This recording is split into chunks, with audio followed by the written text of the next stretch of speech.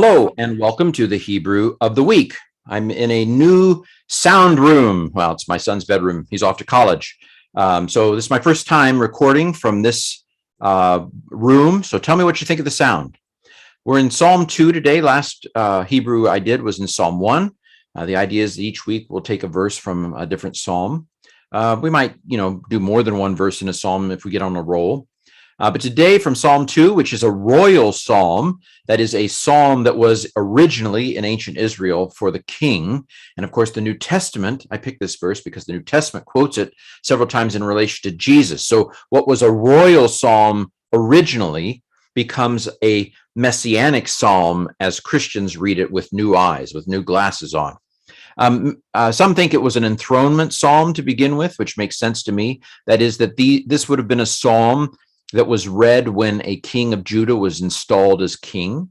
You'll know why in a second. Let's dive right in. So, Asapera El Kok Yahweh Amar Eli. Okay, so Asapera. So the Samic Pe Resh, that's the three-letter core of this.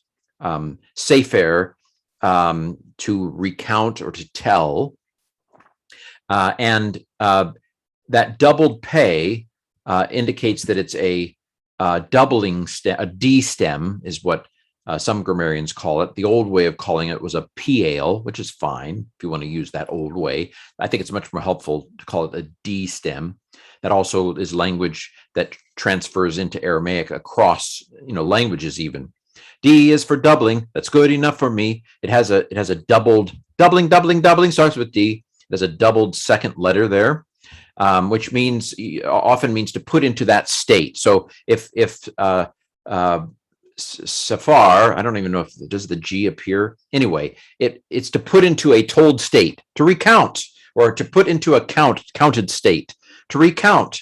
And I never noticed that the word to recount is based on count. Isn't that interesting? I wonder if that is from the King James Version. Anyway, so I will recount is basically what this means. The aleph on the front is first common singular, I. So I, now the kamatz hey on the end suggests that it's, so if up to the kamatz hey, I might be thinking, oh, this is imperfect tense. I will recount. But with the kamatz hey, I'm thinking, oh, I bet this is a cohortative. And the cohortative is a first person command of sorts. So let me recount. That's how I'm going to do it. Let me recount. Let me tell.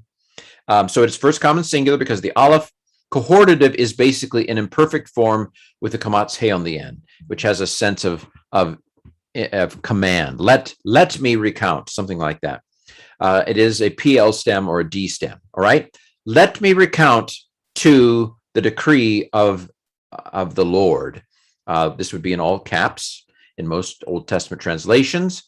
By the time of Jesus, they were probably saying Adonai rather than Yahweh, but I believe all the Old Testament authors would have gone ahead and pronounced it and said Yahweh. I always feel a little nervous when I say the name of God because Masoretes didn't and modern Jews don't.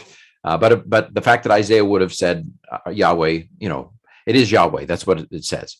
So let me recount to you, or let me recount the decree. This L doesn't really work in English. It's like, leave it out. It doesn't work. Let me recount the decree of Yahweh. I'm taking Koch as construct, decree of, even though there's nothing in the form to indicate that, but that's what makes sense. He said to me, Amar, that's just a call, third masculine singular perfect from Amar. You might call it a G or Grundstamm, the basic stem. To me, this is L plus me. L, me. So to me. All right, let me recount the decree of Yahweh. He said to me, quote, and I quote, Bani ata ani hayom yalid tika. Yalid tika. Okay, so this is quoted in the New Testament of Jesus. Bani, my son, are you, ata, you. My son, are you. R is not there. You have to stick it in. My son are you. You are my son. Ani, I, Hayom, the day, today. Yelid Tika, gave you birth. So Yelid is to give birth. It is the word for the man's part of it. There's another word for the woman's part of it, I believe.